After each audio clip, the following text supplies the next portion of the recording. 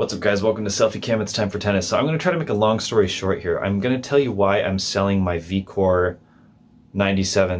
Pro 97 310. Right? Is that the right order in which I said the name? You know which racket I'm talking about. I'm holding it here. It's a 1619 and it is 310 grams. Which you can trust because it's Yonex. If it's Wilson, who knows? If it's Babolat, who knows? Etc. Throwing a little bit of shade at the quality control of other brands, but Yonex is pretty darn tight. And you know that, probably. Maybe not, but now you do. Anyway, I'm selling this racket because it's not quite what I'm looking for, and I'll tell you guys why, because I know I made a video talking about how much I love this racket, and all that stuff still stands true. I tried this racket because it looked cool, and a lot of the specs seemed to be right in my wheelhouse, so to speak, and I'm at a point now on my racket journey where I've opened my mind to modifying a racket to play more so the way that I want. And these are pretty serious modifications. So I put an Xtp Butt Cap on here, so that makes this 27-inch racket 27.5 inches. I'm very adamant about wanting an extended length racket, but the market is such that there's really no good, I want to say, extended length rackets on the market. You have the Pure Drive and the Pure Arrow, which are such like as Babolat rackets get, but in an extended length version, and that's just not really my style. And then you have the E-Zone 98 and the VCORE 98 Plus, and I did a video not too long ago about why I'm selling the VCORE 98 Plus. After I moved on from that racket, I decided there's not enough rackets on the retail market for me that are extended length. I need to start maybe considering modifying other rackets. So I started to just look at rackets, like, okay, just look at a racket, ignore the length, you'll figure out a way to make it longer, and just pick a racket based on the specs that you want, minus length. So I was hitting on an 18 by 20 before I went into the whole extended length rabbit hole. I had a Head Gravity Pro that was a pro stock racket, and that came at an uncut 27.7 inches. And I left that racket wanting a little bit more power. I loved it, but I wanted a little bit more power. It was one of those rackets that kind of just felt like it was flexing a lot sometimes. I like a racket that has decent stiffness to it because I also feel like, for me personally, I feel like it contributes to more control.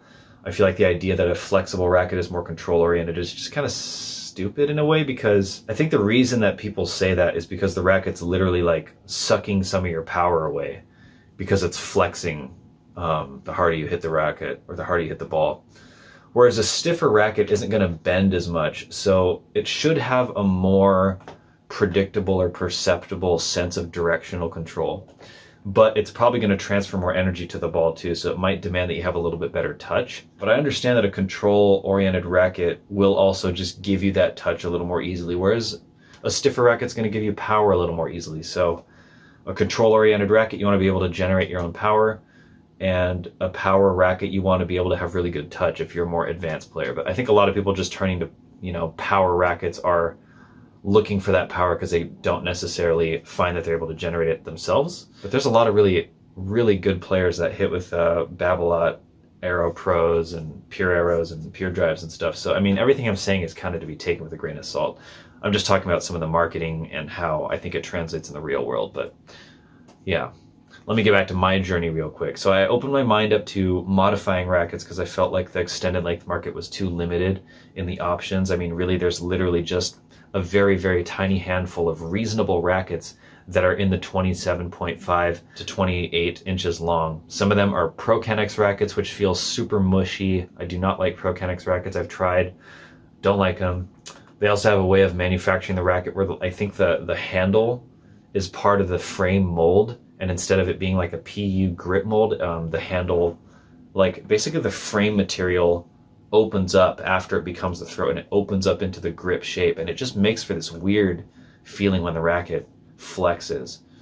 It feels like the whole handle is actually flexing with the racket, and I think some people like that. I don't like that. I like it when the flex feeling is more concentrated around here. I do not like the flex all the way down here. Those racket, all of those Pro-Kennex rackets, they all just felt like no matter how hard I hit, the racket just keeps on flexing. It's ridiculous. So not a fan, and they have that sand sound because they got I forget what the technology is, but they have those little micro beads in there, which is actually a pretty cool sounding technology. But again, I'm just not a fan of the racket besides all that. So I turned to modifying standard length rackets because that's the only place I could find any variety. Going from the 1820 and then from that to the retail market, which offered extended length rackets, I was pretty much stuck with a bunch of 1619s, and then there's that Prince that's like a 1618 or something. It might even be something more silly than that. Some like Phantom long body, I don't know what it's called exactly, but it's 28 inches long. And the string pattern has a lot of power, but the racket is super flexy and low powered. It's kind of an annoying racket combination. Instead of one thing kind of evening out the other, I feel like they kind of work against each other. I'm not a fan of that racket. And you know, it brings up the question, who do they think that those extended length rackets are for? Because so many of them are just ridiculous. There's that Serena racket that's a 18 by 19 and it's 28 inches long. Like, I'm just wondering who buys that racket, and do they actually try to make that racket any good, or is it just you're buying it because Serena Williams endorses it? I don't understand, because 28 inches is quite long and I'm into that length, but I really wonder like who else is into that? I don't see anybody out there hitting with an extended length racket unless they're playing doubles a lot and they're older. That's it. Like literally it has to be both of those things, not just the doubles, but also like way older. So the only reasonable rackets really are just those four that I mentioned, the E-Zone 98, VCORE 98, and the Pure Drive and Pure Aero rackets. And then the E-Zone 98 and VCORE, or the E-Zone 100 and the VCORE 100. And that's almost literally it.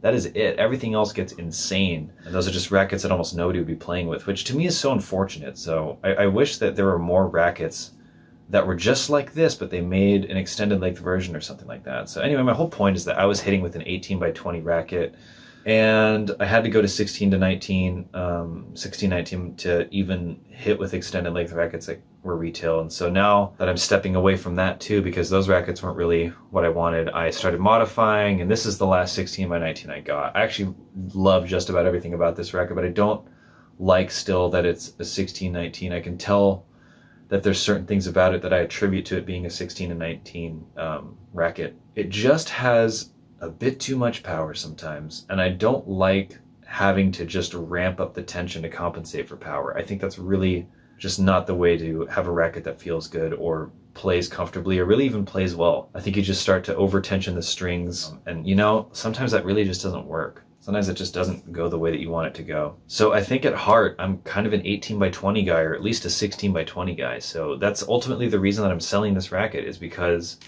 I had to modify it to be an extended length racket, but I can't do anything about the fact that it's a 16-19. That is what it is. But that being said, I think this is a really great racket. I think anyone that's a fan of the 16-19 string pattern, which I think most people are, or most people that don't really think about that kind of thing, just aren't really thinking about that kind of thing, so it'd be fine. But this racket does offer a lot of control. It's super plush, it's extremely comfortable. I also feel like it's not one of those rackets that's hyper string sensitive. That's probably partly because it's so soft. It's a cool racket in the sense that it is super comfortable, it offers a lot of control, and it gives you a surprising amount of power. It really does, and I think that maybe comes from the 16-19, but there's something else going on here that I don't quite understand. It just seems to have more power than you would expect. It's such a nice racket, and I think that I would like the 18 by 20 more, but the reason that I'm not getting that one, and I probably would if I wasn't trying to extend the length of the racket, because that racket's swing weight is quite a bit higher. And you guys have to understand, when you take a racket and you extend it like a full inch, which is what I'm trying to do, I'm trying to find a 28-inch racket that I really like, that is going to be possibly unmanageable for me in terms of swinging it around. So we'll see. I know 28 inches is really long. 29 is the legal limit, by the way, for anyone curious. I wouldn't go any longer than that, but I really want to just, I don't know.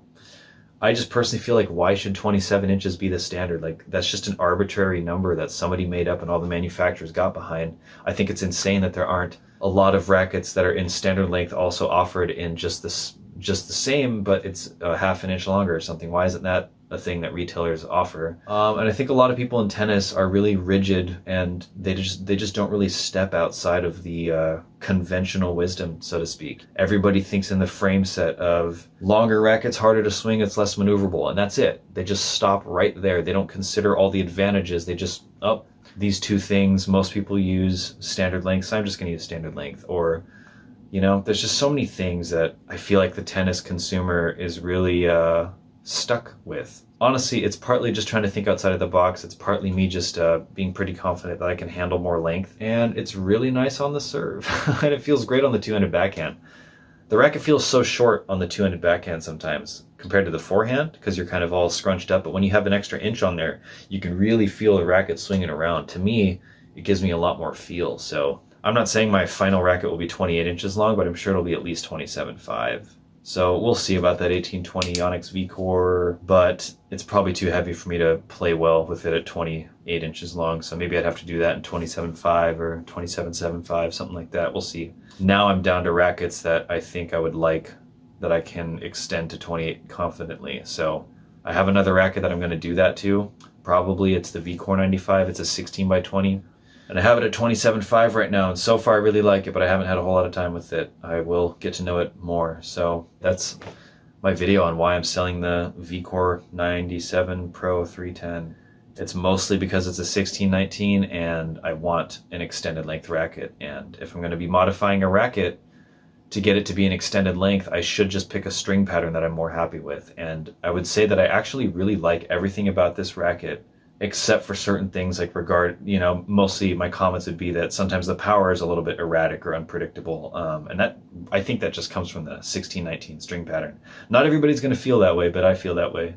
And I think you could make the argument that the racket maybe feels a little bit too soft, that it actually maybe doesn't offer great feel because it's so soft. But I haven't had enough time with this racket to say that for sure, but I think you could make that argument. And I feel like I've heard people say that, but it's an interesting racket. I haven't tried a racket quite like this before, to be honest. I think it's a really cool racket, and I'm going to kind of miss how it feels, but I just don't think that it plays to my strengths as much as I have to kind of learn to cooperate with the racket in certain situations. Does that make sense?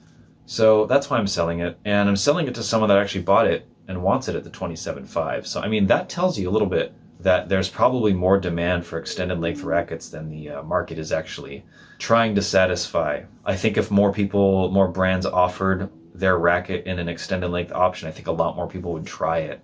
I think there's a lot of stigma against it because manufacturers aren't even bothering to do it. So why would people even try it, right? So I'm going to figure it out for myself. And, maybe one day I'll have a racket company and I'll be offering 28-inch length rackets. In fact, I might even take my racket brand so far as to only offer extended length rackets, because if you want to get a standard length, you can just get anybody else. But if you want to get my stuff, you have to embrace the length, because length matters, and maybe that'll be my stupid motto. Anyway, you should try extended length if you haven't, but you have to understand too that the market isn't really accommodating for it. But thankfully, there's Xtp Butt Caps out there, so they make that a lot easier if you're open to lightly modifying your racket. So anyway, thanks for sticking around. I see that this video is 14 minutes and 25 seconds at this point in time, so it's probably a little bit longer than that now that I'm talking over it. So I'll leave it at that. Stay tuned if you guys want to see a video about why I'm selling my E-Zone 98 Plus. I'll give you a hint. It's also because it's a 16 by 19, but I have other reasons to switch away from that racket as well. So I'll talk about that in the next video. Maybe I'll just grab that racket. I'll be wearing the same clothes. All right, I'll see you.